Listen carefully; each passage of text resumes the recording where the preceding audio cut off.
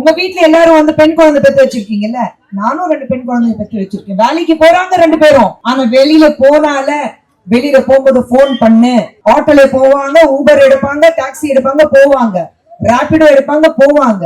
ஆனா வெளியில போகும்போது போன் பண்ணு, ஒரு இடத்துல போய் சேர்ந்த உடனே போன் பண்ணு, லைவ் லொகேஷன் அனுப்பு. லைவ் லொகேஷன்ல பார்த்தா இந்த நேரத்துல சேர வேண்டியதா இருந்திருக்கும், ஏன் இன்னும் வந்து சேரலைன்னா உண்மையில வயிற்றுல நெருப்பு கட்டி உட்கார்ந்துட்டு இருக்கோம். உங்க வீடு என் வீடு வித்தியாசம் கிடையாது. பெண்கள் பெற்றவங்க எல்லாரும் அப்படிதான் நினைப்பாங்க. சோ இது எல்லாத்துக்கும் முற்றுப்புள்ளி வைக்கிறதுக்காக இந்த தேர்தல் இருக்கு. இந்த தேர்தல கஷ்டப்பட்டு எல்லா கெட்டதுக்கு ஒரு முற்றுப்புள்ளி வச்சு டாஸ்மார்க்க முதல்ல ஒழிச்சாலே போதும். இது என்னங்க, டாஸ்மாக் திறந்து வச்சுதான் தமிழகம் முன்னேறணுமா என்ன, காசு வரணுமா என்ன? எல்லாருக்கும் வேலை வாய்ப்பு கொடுத்தா, ஒவ்வொரு பெண்ணுக்கு வேலை வாய்ப்பு கொடுத்தா நிச்சயமா நம்மளால வந்து மாற்றங்கள் கொண்டு வர முடியும். ஆமாங்கம்மா. ஏன் 2 நாள் முன்னாடி பாத்தீங்கல்ல, பஸ் ஸ்டாண்ட்ல வந்து 2 ஆம்பளை பசங்க 12வது கிளாஸ் படிக்கிறாங்க, தண்ணி அடிச்சிட்டு எந்த அளவுக்கு வந்து சில்மிஷம் பண்ணிருக்காங்க.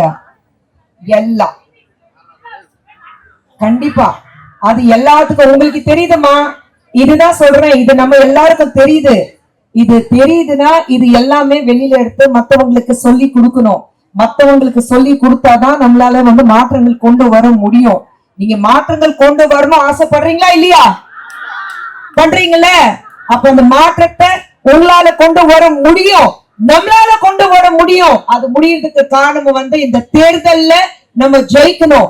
ஜெயிச்சாதான் அந்த மாற்றங்கள் கொண்டு வர முடியும். ஜெயிச்சாதான் இந்த மாற்றங்களுக்கு, இந்த திமுக ஆட்சிக்கு ஒரு முற்றுப்புள்ளி வைக்க முடியும்.